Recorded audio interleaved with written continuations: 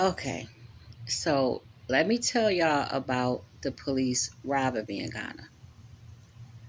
I had to go to from Elmina to Takoradi, which is about 2.5, 3 hour ride to take my Ghana card, to get my Ghana card, which is the green card.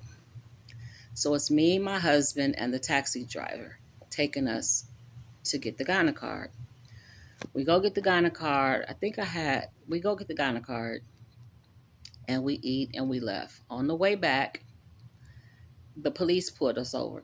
Now in Ghana, the only time you will really see the police anywhere is on the highway traveling. They stop you, you give them 2 or 3 CDs, they let you go on about your business.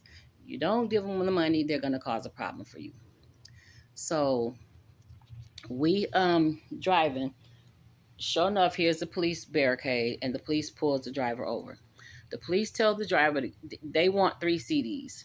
He tells the police he only has 1 CD. So Latif pulled a CD out of his waist pouch. He turns to me and says, Hygieia, pull out 1 CD. Just pull it out. Don't say nothing. Give it to me. As I'm pulling out the 1 CD, I turn around and the police is dragging the driver out the car, dragging Latif out the car. They're coming in the car. They're throwing food around. They're throwing just stuff all around the car. So I asked the police, I said, what's going on? He said, don't be asking me what's going on. We doing our job. So I said, I just want to know what's going on. It was like 7 men. And somebody's beeping in here. So I get out. No. I try to get out the car. They make me stay in the car. So they come back and they tell me, no, I get out the car. And I want to light a cigarette. At this point, I'm nervous. There's a construction site right where we stopped at. It's about 20 masons working there, or 20 people working on the building. Of course, now they're looking. The police comes and tells me, your husband's going to jail. And I'm like, for what? And he said he had a controlled substance on him. And I said, a controlled substance? I was like, oh, okay. So he said, are you walking with him? And I was like, no. You're not walking with him? Are you walking with him? I wasn't sure what they were saying. Turns out they were saying, like, am I with him? I said, yes, that's my husband. So he says, well, your husband's going to jail. So this goes on for about an hour. Now, after 1 hour, I'm hot. I'm standing here. I'm thinking it's getting dark. I'm freaking out. I'm getting scared. My phone is on 2%, I think. I called my Muslim brother. No, I called Shabazz at One Africa. I called our landlord, who was a big, powerful person, one of our landlords. I can't get nobody. I got Shabazz on the phone, but he can't hear me. So I hang up, call my Muslim brother. At that point, the police is looking at my phone, so I put the phone down so he wouldn't say nothing about the phone, but I didn't hang up the phone. So he says, your husband's going to jail. I said, okay, can a taxi driver take me home? He said, the taxi driver is going with your husband. And I said, well, how am I supposed to get home? He said, well, we're trying to not take your husband to jail. I said, okay, so how are you going to not take him to jail? What do we have to do? And he said, well, you're going to have to pay 5,000 CDs. And I said, 5,000 CDs? You think I have 5,000 CDs in my purse?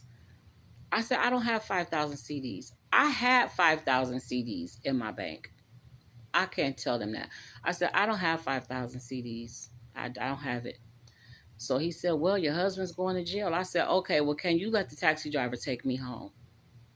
And so he goes, no, the taxi driver's going with your husband. So I'm like, look, what do we have to do to end this?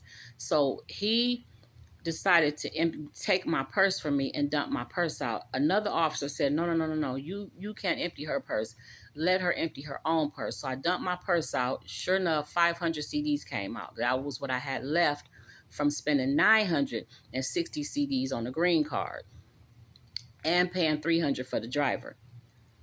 So I go to give him the 500 CDs, and he goes, no. Just get in the car and sit down. So he comes I'm sitting on the passenger side in the back. The police goes to the driver's side, open the back door, And he told me to get the money to the taxi driver. So the taxi driver takes my 500 CDs. They go away somewhere, and secretly he gives the money to the police. The driver comes back and says, Hajia, the police want 50 more CDs. I said, I don't have 50 more CDs. He just took everything I had in my purse. So I said, do you have 50 CDs? He was like, yes. Are you going to pay it back to me? I'm like, yeah, just give it to me so we can get this over with and leave. He give me 50. He pulls his sun visor down to give me 50 CDs. He got money all up in there. Had he given the police 3 damn CDs from the beginning, we wouldn't be going through this. So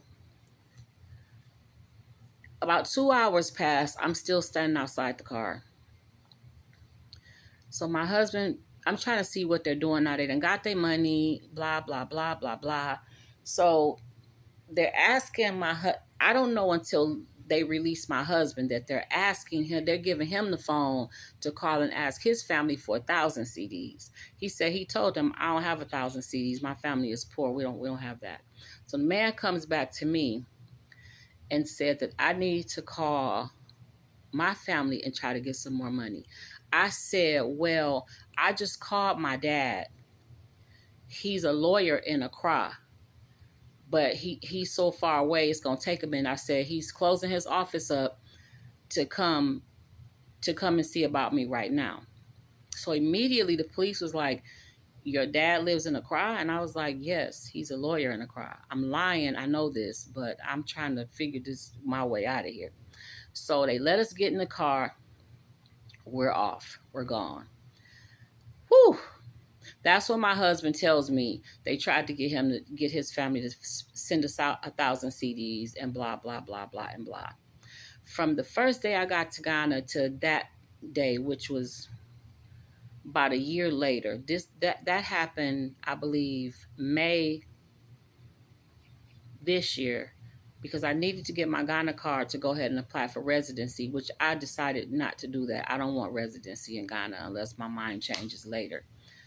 So we just go on back to the house. I'm really traumatized by this. Now I go to the embassy's website because they basically held me hostage. They basically held me for ransom.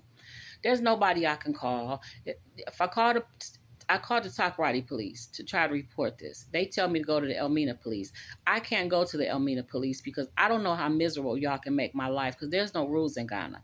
So my husband tells me immediately, Haji, don't report nothing, which Ghanaians don't report nothing anyway. So we just kind of washed that under the rug. It was nothing. They got away with my 550 CDs. My husband said, oh, don't worry, Haji, they're going to die. I cursed that money. And I said, you cursed the money? He said, yeah, they not gonna use that money. That money probably flew right out of his pocket. And I said, oh, okay. So what else was on the video? Me being homeless. So let's talk about that. Me and my husband had 3. Okay. When I first went to Ghana, I stayed at One Africa. When I left Ghana and came back, I went back to One Africa again and started looking for a house. We found a 2-bedroom, 2-bath. Mind you, my sister is supposed to be looking for a house for all of us, all 7 of us, in case we want to come back, or anybody that wants to come in case we want to come back. We'll have a transition place to live. We can all live there until we transition out. She's looking for a house every day, her and her boyfriend, who is now her husband. In the end, come to find out that no, she got that house for her, her husband, and another sister that came with us. Me and Dominic, and we didn't know that. We just knew that she wouldn't take money from us. I'm trying to figure out why you won't take money from me for the house if it's for all of us. And she just kept saying, oh, no, sis, I don't need the money. Well, because she never intended on us to live in the house. So I'm looking for a house every day, spending taxi money, looking at houses that they think is moved. You cannot move in these houses. They're not ready to rent, but in Ghana they are. So I move into a 2-bedroom, 2-bath, which is a newer home in the Zongo area, which is predominantly Muslims. And I